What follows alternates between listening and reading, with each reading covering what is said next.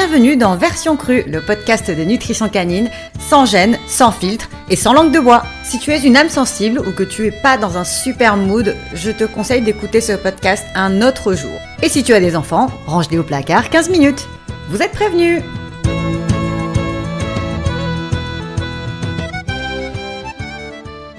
Hello tout le monde, ici Jen de la Gamelle du Pirate et aujourd'hui on va parler de compléments alimentaires.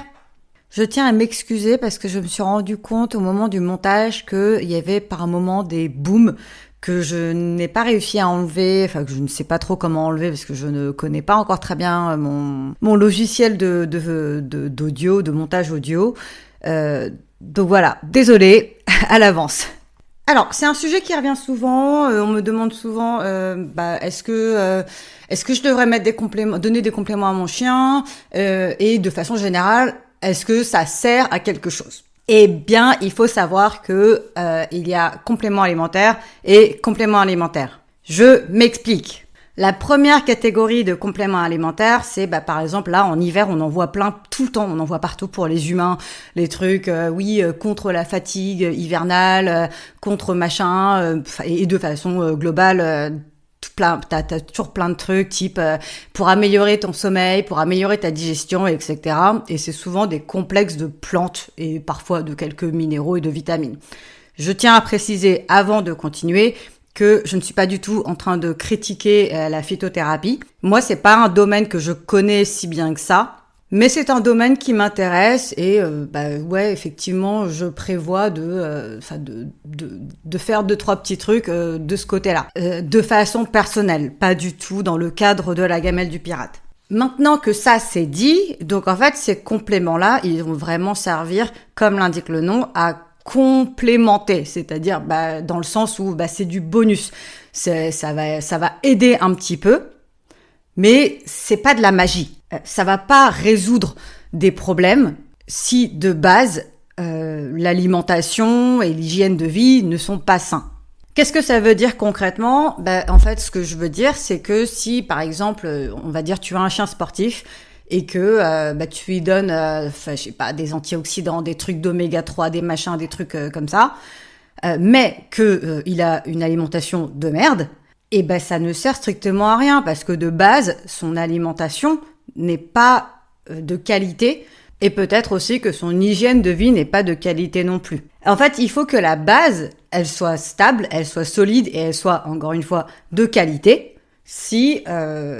Pour que les compléments ils servent à quelque chose aussi et qu'en fait ils aient leur effet c'est la cerise sur le McDo en gros.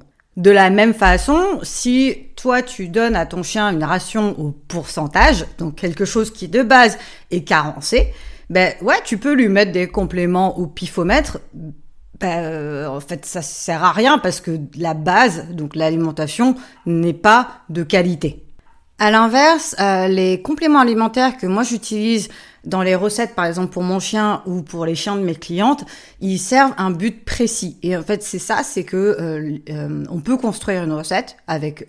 Et moi, c'est le but aussi, c'est de construire une recette avec un maximum d'ingrédients et pas de compléments. Le but, c'est pas de blinder ton chien de trucs chimiques, mais ces ingrédients-là, ils ont quand même une limite. Parce que d'une part, il y a des nutriments qui ne peuvent pas être apportés dans les bonnes quantités par des ingrédients. Par exemple, je pense à la vitamine E. Mais surtout, en fait, les ingrédients, il faut bien comprendre que ils apportent aussi des calories. Et donc, dans le cas d'un chien qui a un besoin calorique qui est très, très, très, très, très faible, quels que soient les ingrédients qu'on va ajouter, on va rajouter des calories. Et donc, ça va prendre de la place, entre guillemets, en termes de calories. Donc, c'est pas possible. Donc, potentiellement, il va falloir utiliser des compléments à la place parce que sinon, on va être au-delà de son besoin calorique. Et donc, dans ces cas-là, oui, les compléments alimentaires font partie de la recette parce qu'ils servent à combler un besoin qui est essentiel chez le chien et qui ne peut pas être comblé avec des ingrédients. Donc oui, ils servent à un rôle précis qui est, encore une fois, essentiel. Et donc, on peut appeler ça complément, mais en fait, c'est pas du bonus. C'est la même chose, par exemple, avec le CMV. Le CMV, il contient tous les minéraux et les vitamines dont le chien a besoin et qui ne sont pas dans la viande enfin la part de viande, la part de féculents s'il y a une part de féculents, et la part de légumes. Enfin la part de légumes, on s'en fiche à part ramener des fibres et quelques nutriments en toute petite quantité, c'est pas si foufou que ça. Donc voilà, dans ces cas précis-là, que ce soit les compléments alimentaires dans des recettes NRC ou dans le CMV, c'est 100% essentiel et c'est important et il ne faut pas passer outre. Donc maintenant qu'on a défini ces deux catégories, en fait, je pense que le problème, c'est que, encore une fois, il y a plein de discours différents et effectivement, il y a plein de nutritionnistes, de médecins, de diététiciens du côté des humains qui vont dire que les compléments alimentaires, ça sert à rien et que c'est du bullshit total marketing. Et moi, j'ai tendance à dire que je suis d'accord avec eux parce que de base, si donc toi ou ton chien, vous avez une alimentation de merde, une hygiène de vie de merde, et rajouter des compléments par-dessus, ça va pas changer quoi que ce soit, enfin ça va pas améliorer sur le long terme.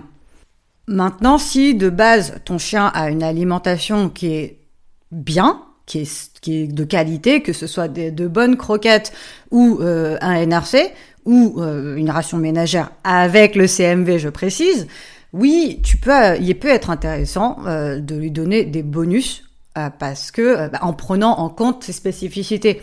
Pour reprendre l'exemple de mon chien sportif, je parle là vraiment d'un vrai chien de sport, pas agilitiste dimanche comme moi, c'est que donc ses besoins essentiels, ils sont plus ou moins les mêmes qu'un chien normal de compagnie, comme moi. Sauf que de par son activité, de par cette spécificité,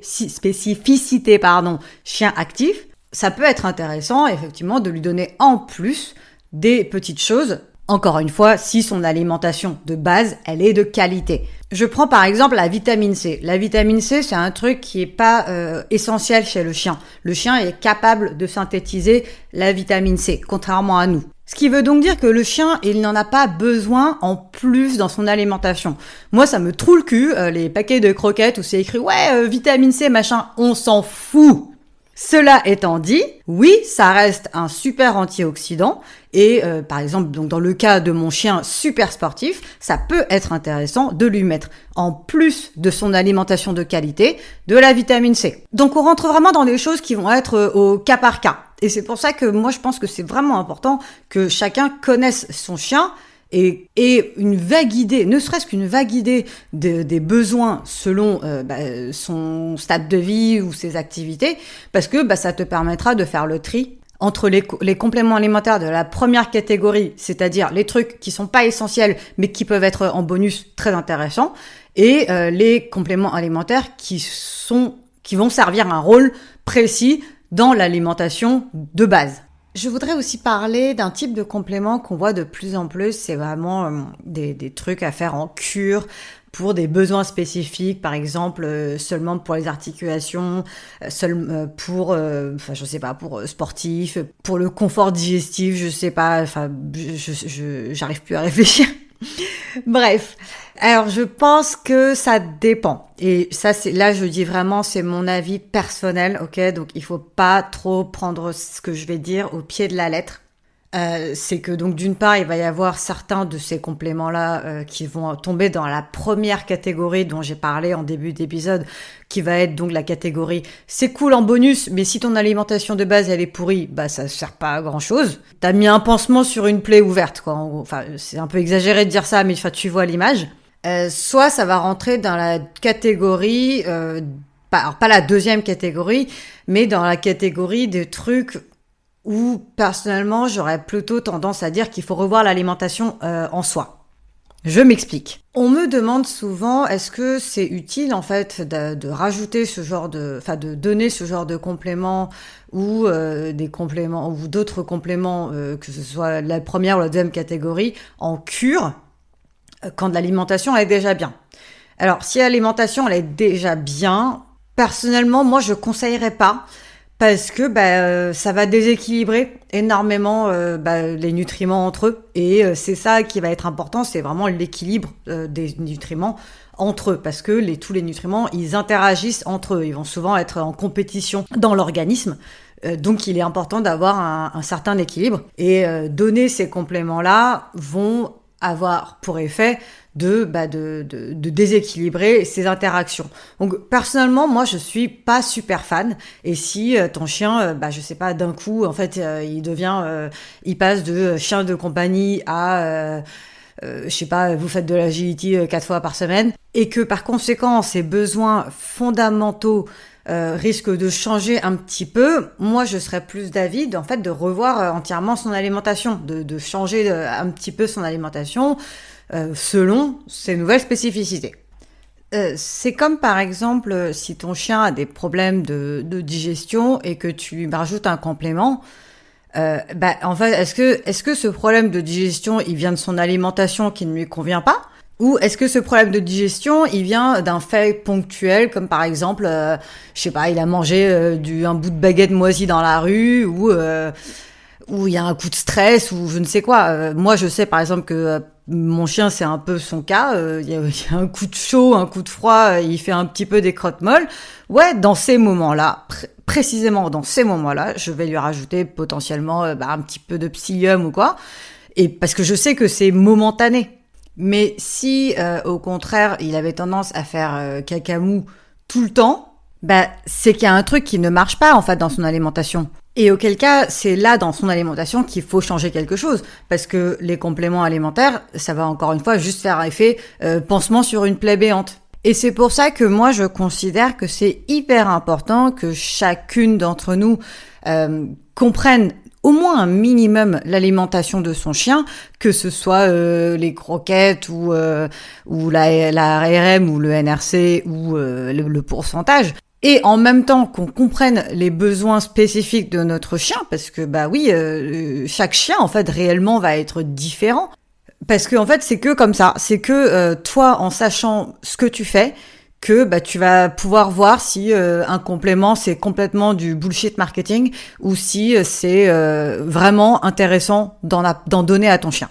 Pour résumer, on fait surtout attention de façon générale à l'alimentation et à l'hygiène de vie de son chien pour assurer sa longévité, enfin lui donner le plus de chance. Encore une fois, toujours cette histoire de donner le plus de chances possible et de réduire le plus les risques. Parce que mettre un paquet de compléments alimentaires sur une base qui n'est pas forcément intéressante, c'est un peu comme mettre des paillettes sur de la merde.